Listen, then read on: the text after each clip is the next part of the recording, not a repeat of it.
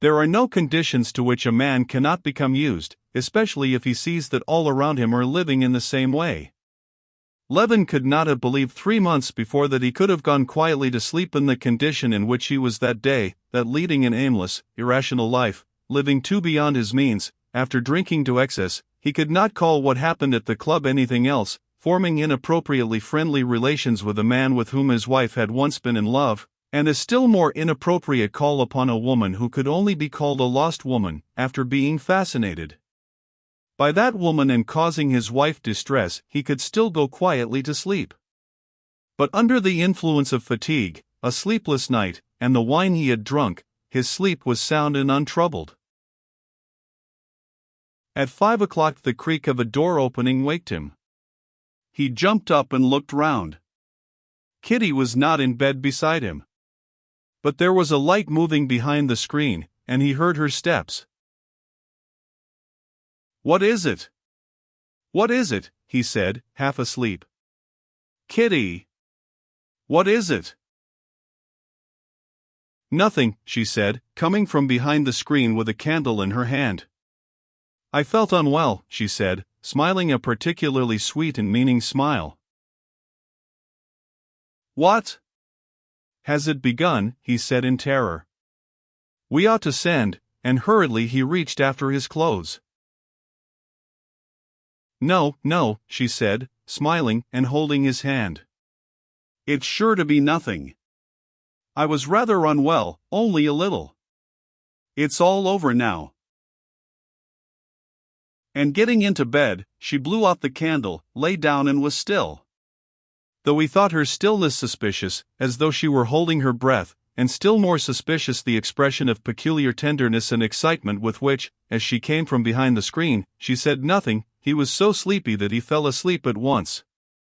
Only later he remembered the stillness of her breathing, and understood all that must have been passing in her sweet, precious heart while she lay beside him, not stirring, in anticipation of the greatest event in a woman's life. At 7 o'clock he was waked by the touch of her hand on his shoulder, and a gentle whisper.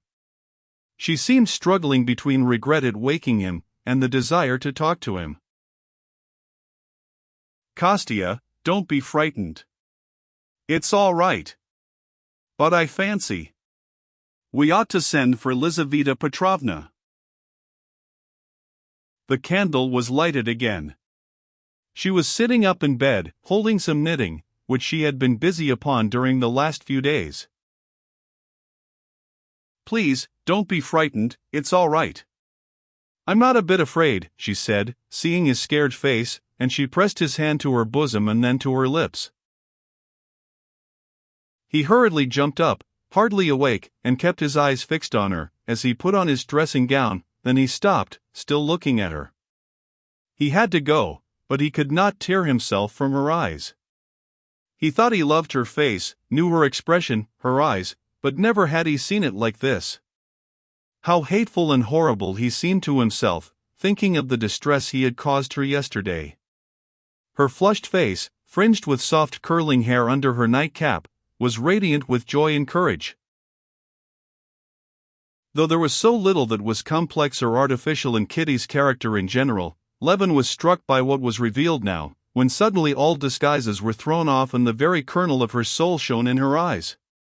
And in this simplicity and nakedness of her soul, she, the very woman he loved in her, was more manifest than ever.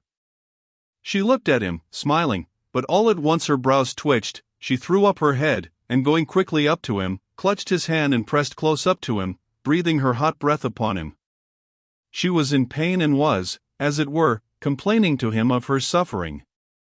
And for the first minute, from habit, it seemed to him that he was to blame.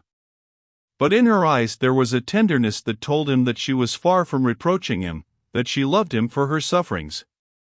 If not I, who was to blame for it, he thought unconsciously, seeking someone responsible for the suffering for him to punish, but there was no one responsible. She was suffering, complaining, and triumphing in her sufferings, and rejoicing in them, and loving them. He saw that something sublime was being accomplished in her soul, but what? He could not make it out. It was beyond his understanding. "I have sent to Mama. You go quickly to fetch Lizaveta Petrovna. Kostya. Nothing, it's over. She moved away from him and rang the bell. Well, go now, Pasha's coming. I am all right. And Levin saw with astonishment that she had taken up the knitting she had brought in the night and begun working at it again. As Levin was going out of one door, he heard the maidservant come in at the other. He stood at the door and heard Kitty giving exact directions to the maid, and beginning to help her move the bedstead. He dressed, and while they were putting in his horses, as a hired sledge was not to be seen yet, he ran again up to the bedroom, not on tiptoe, it seemed to him, but on wings.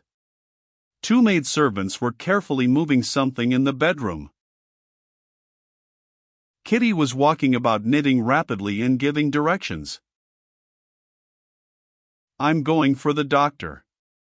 They have sent for Lizaveta Petrovna, but I'll go on there too. Isn't there anything wanted? Yes, shall I go to Dolly's?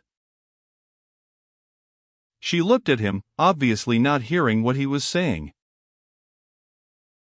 Yes, yes. Do go, she said quickly, frowning and waving her hand to him.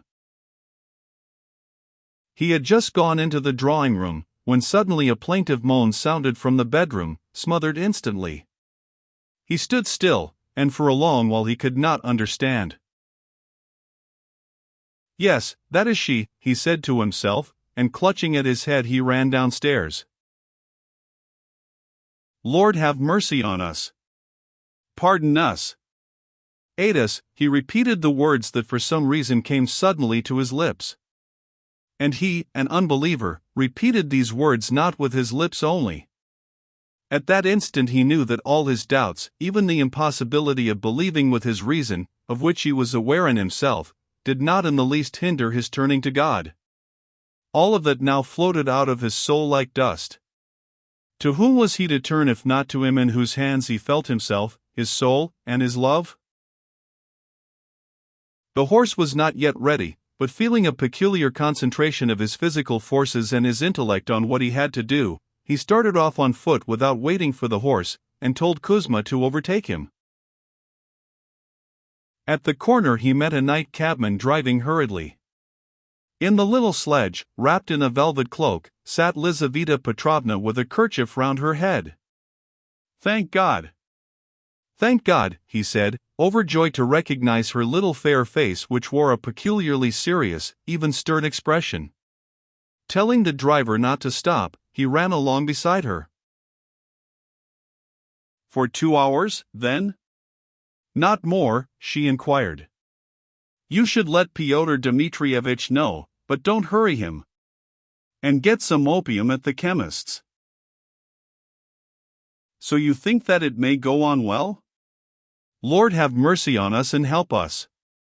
Levin said, seeing his own horse driving out of the gate. Jumping into the sledge beside Kuzma, he told him to drive to the doctor's.